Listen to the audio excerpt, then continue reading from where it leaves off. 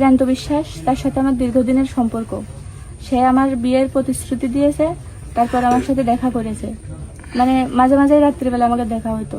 তারপর গ্রামের লোক হালকা পাতলা জানতে পারাই তার হঠাৎ করে একদিন ধরে, মানে কিছুদিন আগেই রবিবার ছিল, মানে আমরা ঘরে ছিলাম, এবার বাইরেতে লোকজন জানতে পেরেছে যে ও আমার ঘরে গিয়েছে। তারপরে ওর ধরে ধরে মারধর করেছে, হালকা পাতলা মারধর করেছে। তারপরে বাড়ি এর মা বাবা যায় ওই জায়গা, যাওয়ার পরে ওর নিয়ে আসার পরে আমার সাথে কথা বলতে দিইনি, আর ওর বাড়ির থেকে মানে বাইরে পাঠিয়ে দিয়েছে যাতে আমার সাথে যোগাযোগ করতে না পারে। ওর ফোনও কাড়ি নিয়েছে। এখন আপনি কি চান? এখন আমি চাচ্ছি, সে তো আমার সংসার ভেঙেই দিয়েছে, আমার শ্বশুর বাড়ি যাওয়ারও মতো নেই, বাপের বাড়িতেও আমার বের করে দিয়েছে।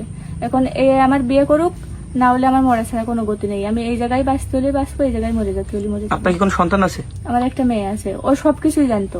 আমি ওর বলছিলাম যে এরকম মেয়ে আছে, তাহলে তারপরে এবার বলছে যে মেয়ে শুদ্ধ আমি মেনে নেব। আপনার মেয়ের বয়স কত? মেয়ের বয়স 6 বছর। আপনার স্বামী কি বলে? স্বামী নেবে না, মানে সেই জায়গায় আমি যাব না, কারণ আমার তো মান সম্মান যা যাওয়ার চলে গিয়েছে। এখন আমার বিয়ে করুক। আপনি কতক্ষণ এখানে বসে আছেন? এখানে বসে আছি প্রায় 1.5 ঘন্টা। আপনি সারা রাত বসে থাকবেন? বসে থাকতে হলে তাই থাকবো।